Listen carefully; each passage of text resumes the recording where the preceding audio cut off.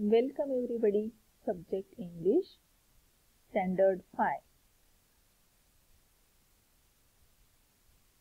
My English book 5, page number 48. Already we had learnt this poem, How Creatures Move. Now, we are going to solve the exercise from How Creatures Move. There are various activities in this poem. First activity we had learnt at last period. Now next activity, form pairs, piece each other with one meaning. Point to any object or picture in this book and start the quiz. या ठिकाणी तुम्हाला जोड्या करून एक खेळ खेळायचा आहे. एक आणि अनेक, वन मेनी म्हणजे एक आणि मेनी म्हणजे अनेक. एक अनेक म्हणजे एका विद्यार्थ्याने एक चित्र दाखवायचे, दुसऱ्या विद्यार्थ्यांना त्या चित्राला अनेक म्हणजे मेनीचं काय म्हणायचं आहे, हा खेळ आपण या ठिकाणी खेळायचा आहे. तर for example, one lion, many lion. एका विद्यार्थ्याने वन लायन म्हणायचं, दुसऱ्याने many lion. Many boys, one boy. Write down any 5 pairs of one many. अशा प्रकारे तुम्ही वन आणि मेनी चे 5 उदाहरणं लिहायची आहेत. Cow, cows. Girl, girls. Cat, cats. Bench, benches. Pencil, pens. Write down in your notebook. Next activity, list all the action words from the poem and other action words to the list. या ठिकाणी तुम्हाला या poem मध्ये काही action words आलेले आहेत. Action words म्हणजे कृतीयुक्त शब्द. तर या कवितेतील कृतीयुक्त शब्दांची यादी तुम्ही करायची आहे आणि त्या व्यतिरिक्त इतर काही ऍक्शन वर्ड्स असतील आहेत किंवा कृतीयुक्त शब्द आहेत त्यांची सुद्धा यादी करायची आहे. Answer action words: walk, leap, crawl, dive, swim,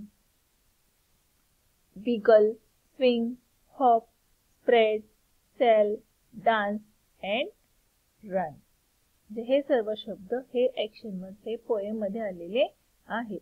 poem मध्ये तुम्ही त्या शब्दांना अंडरलाईन करायची आहे.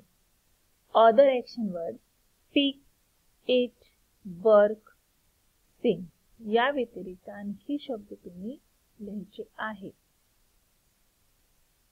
Next activity, try to make as many meaningful sentences as possible using the table. या ठिकाणी तुम्हाला एक तक्ता दिलेला आहे आणि त्या तक्त्यामध्ये काही शब्द फ्रेजेस दिलेले आहेत आणि त्या शब्दांचा वापर करून तुम्हाला अर्थपूर्ण वाक्य लिहायची आहेत. जेवढी तुम्हाला शक्य असेल तेवढी अर्थपूर्ण वाक्य तयार करा. There are 4 columns. प्रत्येक कॉलम मधून एक एक शब्द आपल्याला लिहायचा आहे आणि अर्थपूर्ण वाक्य तयार करायचं आहे. Now read this table. Rain, a stone, a river, the wind, boats, clouds, smoke, falls, rolls, runs, blows, flies, sails, floats, sings, rises, spreads. From, down, to, in, on, across, up, over. The sky, the hill, the sea, the river, the ground, the bottom of the sea. अशा प्रकारे प्रत्येक column मधील एक एक शब्द घेऊन तुम्ही अर्थपूर्ण वाक्य तयार करा. या ठिकाणी मी तुम्हाला काही वाक्य तयार करून दाखवलेली आहे. 1. Rain falls from the sky. 2. A stone rolls down the hill. 3. A river runs to the sea. 4. A river runs to the hill. 5. The wind blows across the sea. 6. Boats sail down the river. 7. Clouds float in the sky. 8. The wind blows across the ground. 9. Smoke spreads over the ground. अशा प्रकारे तुम्ही आणखी काही वाक्य तयार करा. Next activity. Read the following words at a glance and complete the phrase.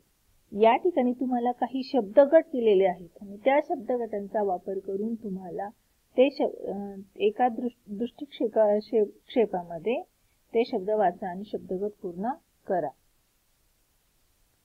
At म्हणजे एखादं ठिकाण दर्शवण्यासाठी ॲटचा वापर केला जातो.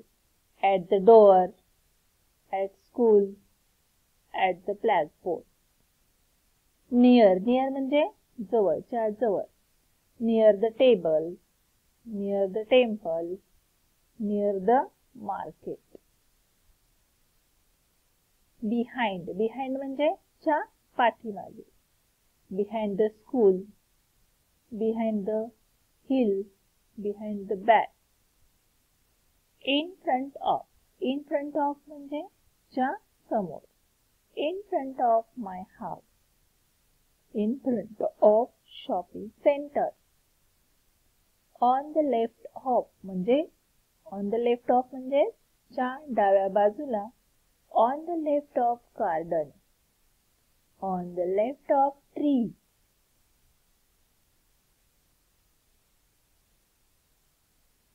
On the right of म्हणजे च्या उजव्या बाजूला.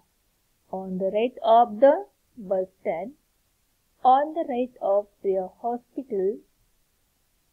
Next to म्हणजे जवळ शेजारी असलेली. Next to our class. Next to Ganesh temple म्हणजे गणपती मंदिराच्या शेजारी. अशा प्रकारे या ठिकाणी दिलेले जे शब्द गट आहे ते आपण पूर्ण केलेले आहेत. आणखी तुम्ही याच्यामध्ये काही शब्दगट आणखी त्याच्यामध्ये फ्रेजेस तुम्ही काय करायचे आहेत लिहायच्या आहेत. Thank you.